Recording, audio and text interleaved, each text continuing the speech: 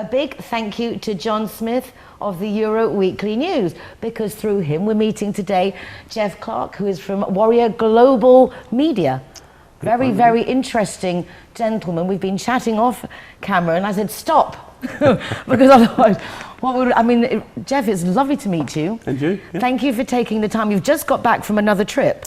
Yep, we was in London filming for our 6-part TV series, and I had the pleasure of meeting Sir Ranulph Fiennes and interviewing him at the RAF Club, which was pretty special. I mean, amazing guy, absolutely amazing. Getting to meet people like that in your profession is obviously a privilege. Yep.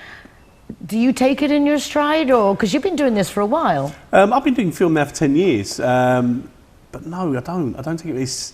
It's quite surreal because you meet these people, it doesn't sink in until probably 3 or 4 days after still, and then you realise who you've met, and it hits you, and it's like, wow, did I really just do that? So, no, I don't take anything for granted, and nothing's, everything's still special. How did you get into film?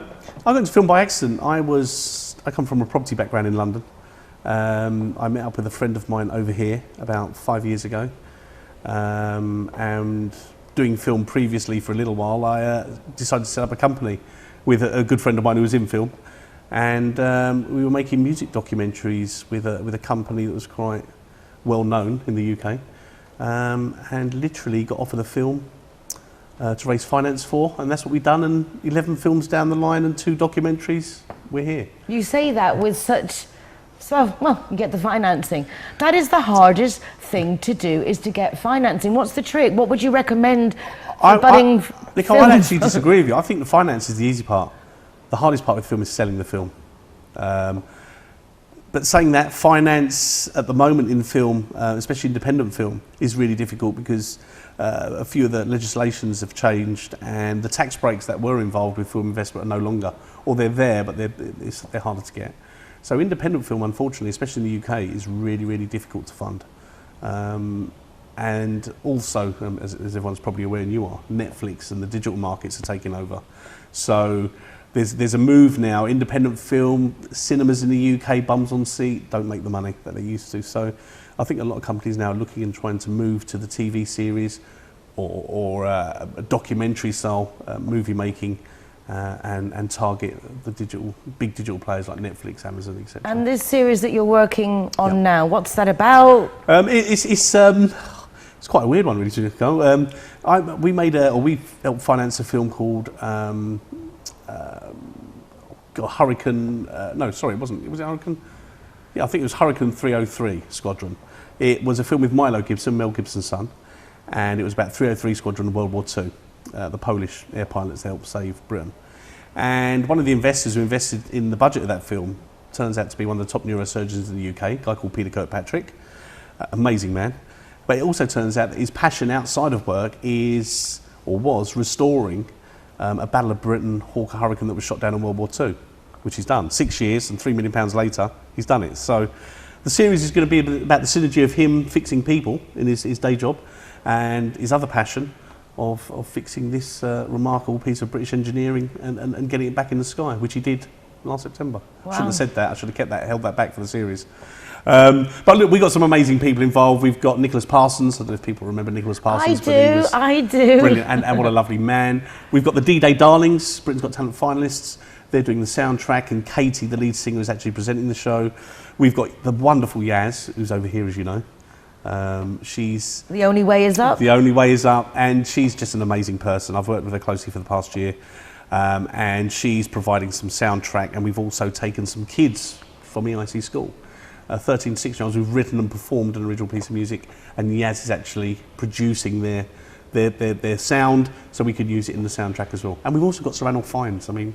It's wonderful. And talking about the English International College, it's lovely to see how involved they are with the community and with the children. 16 people from the school came to the United Nationalities of Marbella Summit. The children gave an amazing speech on recycling, renewability, sustainability, no plastics. When one of the little ones said, "I'm disgusted," the whole room just turned. This little child, "I'm disgusted." Listen, I was absolutely blown away with, with one, how professional they are at such a young age, and also how creative they are. And their ability to communicate. Unbelievable. So it's such a I wasn't like that. I wasn't like that. I wasn't like that. but Yaz as well works very closely with these kids, and she's really passionate about what she does now. And the talent there and the talent she's nurturing is really special. I must also say that Mr. Griffin at EIC School is just an amazing guy, and he supports everything. You know, he's really behind everything, anything to do with the well-being of children and obviously bringing out talent that's within. Amazing guy. Yeah, and it's nice to see they recognise the different talents, because singing is a talent, acting is a talent, but so is campaigning for a cause. 100%. So there's a lot. But it's communication, I think. I think if a child's got the courage and the front to stand up on a stage and sing, it's going to stand good cause for them when they get older, because you know they can communicate on any level. So it was pretty amazing.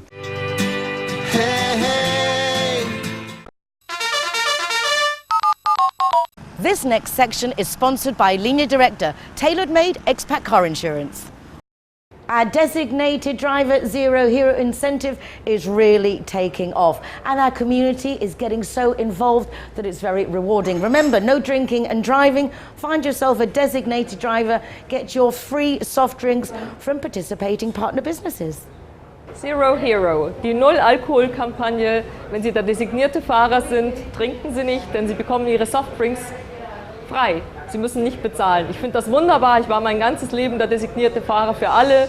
Wunderbar, heute ohne Zahlen. Bent u ook lid van het Zero Hero project? Ik namelijk niet, want ik hou van vino. So dat gaat niet echt samen. Je ne suis pas Zero Hero parce que j'aime du vin, du pain et du boursin. No is Milo. I'm far too old to be a hero, and as for drinking zero, perish the thought, but I'd very much like to have a zero hero to chauffeur me around. Thank you. I try to be the zero hero. I find it quite difficult, but based on people that I live with, I have to be the zero hero. I like a drink or two, probably too many. That's why I really love this idea. Hero Zero, great idea. Bueno, pues súmate a la iniciativa esta 00, porque aparte de que vas a llegar a casa entero y no te van a poner multas, te van a regalar todos los refrescos, y al día siguiente, mientras los demás estén con resaca y dolor de cabeza, tú vas a poder irte a comer por ahí con lo que te has ahorrado y encima te lo vas a pasar mejor. Así que 00.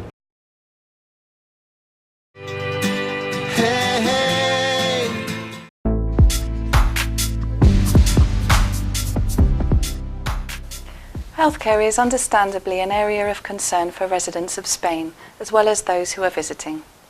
Our key message is that if you are a resident in Spain, make sure you're correctly registered for healthcare now. How you register depends on your circumstances, which I'll cover shortly. It is also important to note that if we leave with a deal and you're a resident in Spain, your access to healthcare will be protected and continue as it is now for as long as you live in Spain. If we leave without a deal, the Spanish government has recently announced, as part of their no-deal contingency plans, that, assuming you're correctly registered, you would continue to access healthcare as you do now until the end of December 2020, as long as the UK makes the same provisions for Spanish nationals in the UK. If you receive a UK state pension, you are entitled to apply for an S1 form, which means you can register in Spain for state healthcare. If you're working and paying into Social Security, you can continue to access Spanish healthcare. If you don't fall into either of those categories, you can still access healthcare in various ways. If you've been registered as a resident for more than 5 years, permanent residency will allow you to access state-funded healthcare. If you've been registered with your town hall on the Padrón for more than 1 year, you can apply for a scheme known as the Convenio Especial in most areas, which means you pay in to the Spanish healthcare system. And private medical insurance is, of course, an option. You can find more information on how to register on the NHS website. Take a look at our Living in Spain guide on gov.uk for the link. You may also be wondering about friends and family coming to visit. If the UK leaves the EU with a deal, nothing will change on access to emergency healthcare until the end of 2020, and they can still use their UK-issued EHIC if needed. The UK and the EU member states will then have to negotiate future rules on access to emergency healthcare.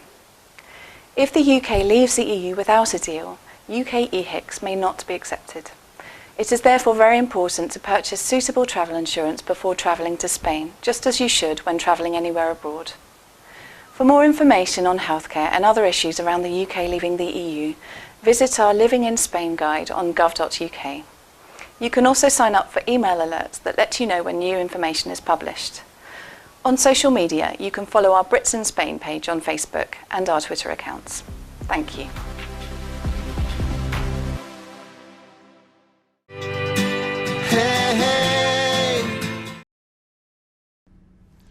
It's Darlene Katie here at the Royal Air Force Club with Sir Ranulph Fiennes, and I'm so thrilled to announce that I'm going to be working with the brilliant Warrior Global Media in their forthcoming documentary, Patient Hurricane V7497.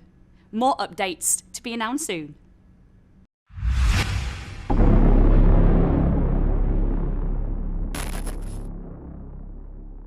You're also very enthusiastic, contributing to charity, yes, being involved with the community and support a lot of the different things going on. I think it's good to give something back. You know, Marbella's been really good to me, really, really good to me. You know, I come from East London, from a council estate.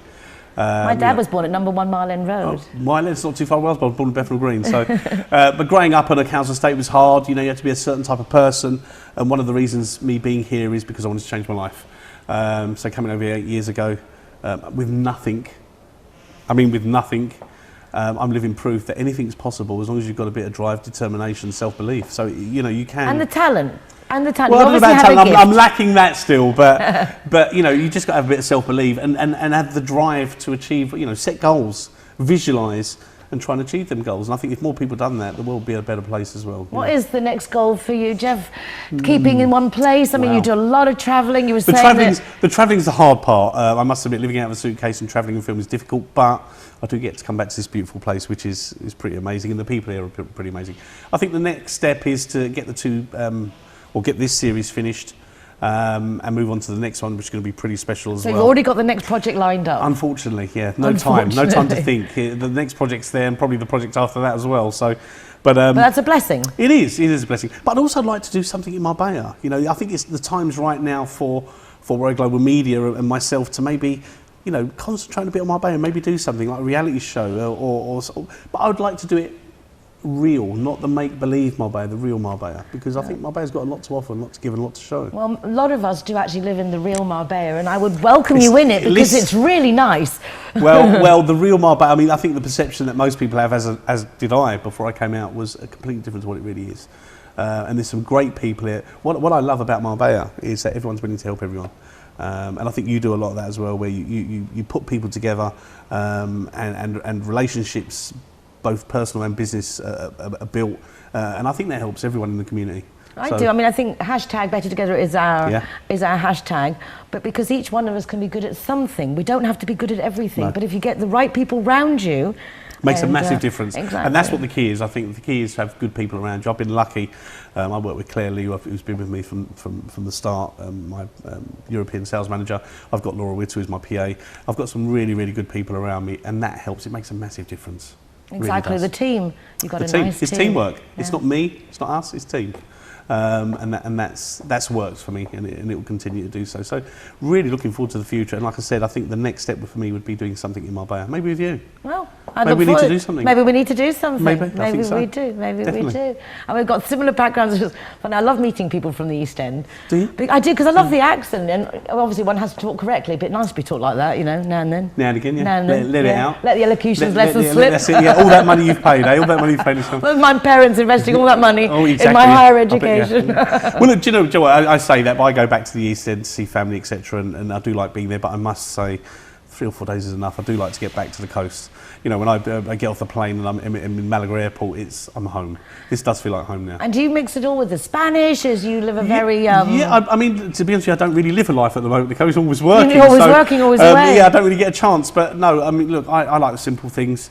You know, I've got 2 beautiful dogs and a lovely partner. I love being at home, and I like, you know, if I do get any spare time, it's normally being at home or being with the dogs. So I don't really do much else. I don't go out and party no more. Is that worrying? No, I think it's just life. Am I getting too old? I think there's a time for everything, Jeff. I think you're right. There's a time and place for everything. I used to love travelling too, and now I'm quite happy just to stay in Marbella. Why does that change? I've got everything. Yeah, why does that change? I look around and think, no, do you know what? I could rather just be at home. I don't want to be anywhere else. I just want to be at home. Maybe it's something to do with like being there, done that, worn the t-shirt. Maybe. Maybe it's time for a long sleeve shirt. Okay, it's time for us to call it for this time. It's a pleasure to meet you. I needed to get a grip on you. So much going on, such an exciting person. Listen, it's been an absolute pleasure to meet you. You're a wonderful person. I love what you do. Everything you stand for. Thank you. But likewise. Brilliant. Jeff Clarke. It's a brand new